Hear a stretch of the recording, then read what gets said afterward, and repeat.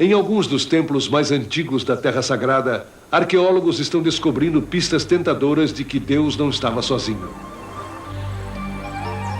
E uma das maiores batalhas dos sexos na história já pode ter sido travada há 3.000 anos.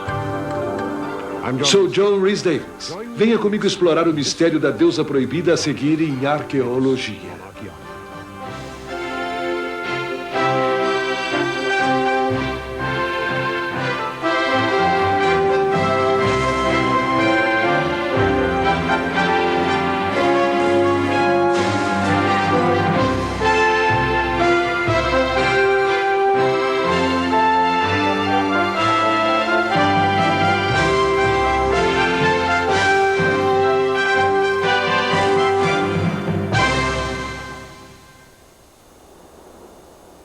Quando os israelitas, segundo os registros bíblicos, primeiramente surgiram no palco mundial, fizeram uma coisa que nenhuma outra nação na história humana havia feito antes. Abandonaram os rituais pagãos do passado para forjar uma aliança com um único Deus, a quem chamaram Yahweh.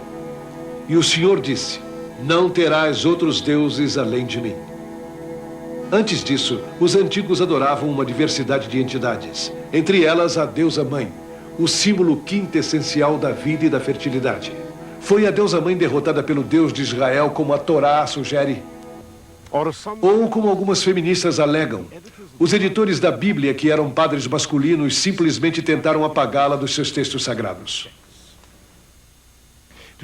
Hoje, arqueólogos estão descobrindo evidências extraordinárias de que Yahweh poderia ter tido uma rival ou talvez uma companheira, e seu nome era Asherah. A deusa proibida.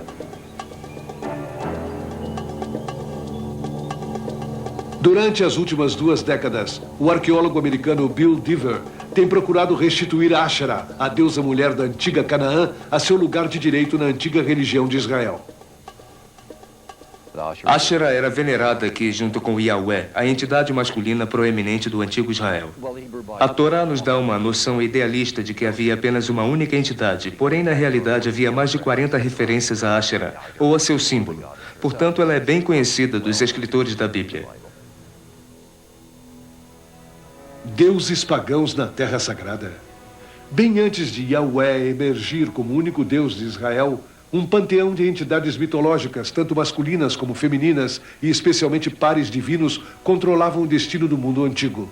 No Egito eram Ísis e Osíris, na Grécia Hera e Zeus, na Babilônia Ishtar e Tamuz, e em Canaã os grandes deuses Ael e Baal, e as deusas dominavam o céu e a terra. Bill Dever está convencido de que os israelitas se apegavam a seus deuses pagãos, inclusive a deusa dos cananeus, Asherah. Ela era a principal entidade feminina no panteão cananeu, e lá foi associada com Ael, o deus-chefe masculino. Portanto, os israelitas mantiveram o culto a Asherah vindo de seus antepassados cananeus. No Negev, ao sul de Jerusalém, arqueólogos estão encontrando evidências surpreendentes de que Dever pode estar certo. Aqui no templo de Arad, as escavações revelaram que este era um local de culto onde Yahweh e Asherah podem ter sido adorados. No santuário interno, ou o sagrado dos sagrados, 2 altares foram encontrados diante de um par de pedras verticais. Estas não são pedras comuns, representam uma entidade ou entidades, e aqui temos 2 delas. Podemos apenas dizer que a pedra maior representa Yahweh, o deus masculino do antigo Israel, e a menor representaria então Asherah, sua companheira, a deusa-mãe. No pátio externo do templo havia outro altar, onde tigelas dos padres e cinzas de ossos de animais queimados foram encontrados, sugerindo adoração de culto.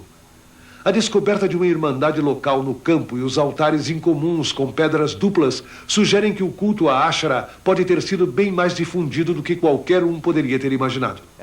Na base do altar encontraram um leão ou leoa de bronze, e Asherah é geralmente associada no mundo cananeu com a imagem do leão. Ela é a dama-leão. O fato de que entregariam uma oferenda a um leão votivo sugere para mim, pelo menos, que Asherah era venerada aqui junto com Yahweh, a entidade masculina proeminente do antigo Israel. A prova de que Asherah foi adorada no antigo Israel é ardentemente discutida, e a evidência é insuficiente. Porém, mesmo assim, a arqueologia revelou que, apesar do que muitas passagens da Bíblia dizem, os israelitas podem ter adorado mais de um deus e até mesmo uma deusa. Considere a antiga cidade de Dan, nos montes ao norte de Israel. O veterano arqueólogo de 84 anos, Avram Biran, começou primeiro a escavar aqui nos anos 60. Resultou ser uma das cidades mais importantes da antiga Israel, a capital do norte, e um importante centro de culto nas correntes entrelaçadas de culturas e práticas religiosas. Perto de uma fonte que é o início do Rio Jordão, ele encontrou uma plataforma elevada de pedras de 5 metros quadrados, o que a Bíblia chama de um local elevado. Este é o local elevado. Aqui encontramos os degraus que levavam ao principal altar central com os 4 chifres no topo. Na direção oeste, onde encontramos a sala do altar, com 2 altares menores, e depois, mais além, havia uma câmara longa com 2 mesas, provavelmente para as oferendas. 2 décadas mais tarde, Biran faria uma descoberta igualmente fantástica, outro local de culto dentro do portão da cidade. A descoberta mais emocionante de 1992 e bastante inesperada foi esta instalação com 5 pedras erguidas com um banco na frente e perto dela talvez 25 vasos. Ora, chegamos à conclusão de que o que temos aqui são 5 vasos, 5 matzebot ou pilares sagrados, e os vasos foram usados como oferendas para a entidade. Biran diz que não era um local incomum para a veneração, levantando a questão: que deus ou deuses eram adorados aqui? A descoberta de um local de culto não sagrado em Dan provocaria perguntas inquietantes sobre as práticas religiosas dos primeiros israelitas. Uma prova de adoração de culto foi descoberta em Dan, mas era Asherah o objeto do culto? Talvez não. Em 1968, Bill Dever encontrou uma inscrição em um túmulo em Al-On, nas colinas de Judá. Ele alega que era uma prova arqueológica definitiva da existência de Asherah no antigo Israel. Estudiosos, por consenso, interpretaram como "e de seus inimigos salvo por sua Asherah".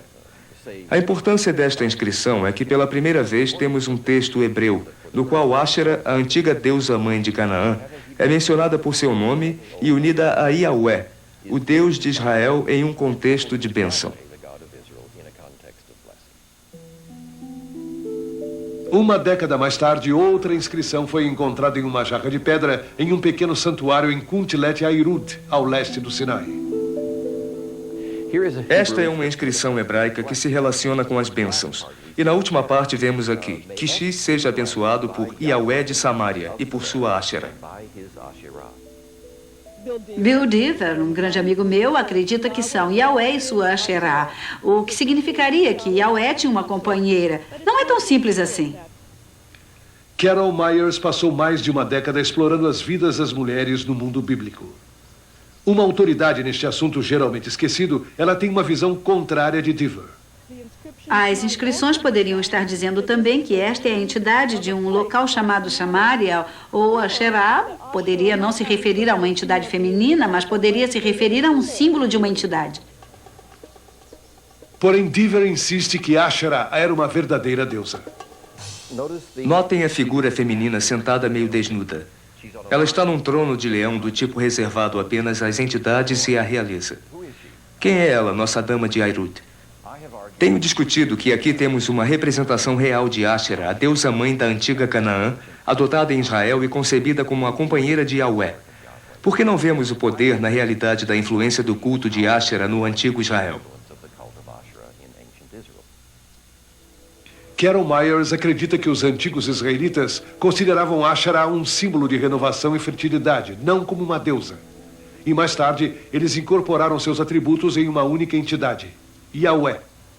Mas e se Yahweh, como uma entidade única, engloba a habilidade de oferecer a chuva em sua época, engloba a habilidade de oferecer a fertilidade para o corpo feminino, então talvez eu não precisaria pensar em uma entidade feminina separada que poderia oferecer estas coisas. Porém, para Bill Dever, o gênero de Yahweh na Bíblia está claro. As imagens, a linguagem, as ações associadas com Yahweh na Torá são surpreendentemente masculinas. Para mim, isto explica por que metade da população de Israel, as mulheres, sentindo-se ignoradas, desenvolveram um culto a Asherah, com o qual se sentiam mais confortáveis. Entretanto, Myers ignora a imagem masculina que prevalece de Yahweh, devido a um aspecto distinto da linguagem da Bíblia hebraica. O hebraico é uma linguagem que tem masculino e feminino, mas não o neutro. Portanto, a palavra Deus, ou o nome de Deus, deve ser masculina ou feminina. E a palavra usada para Deus em Israel é uma palavra masculina, um nome masculino. Não significa necessariamente que Deus tem que ser identificado como homem. Ao invés disso, Myers explica a imagem masculina de Yahweh, desenhando um paralelo com a criação de Israel como um Estado devido a uma luta de poder com o Egito e depois com as cidades-estado de Cananeu. Ao combater os egípcios, ao combater os cananeus, as metáforas da guerra e poder que são tradicionalmente em quase todas as culturas associadas mais aos homens do que às mulheres, o Deus que representa seu sucesso é descrito naturalmente pela linguagem que é essencialmente masculina.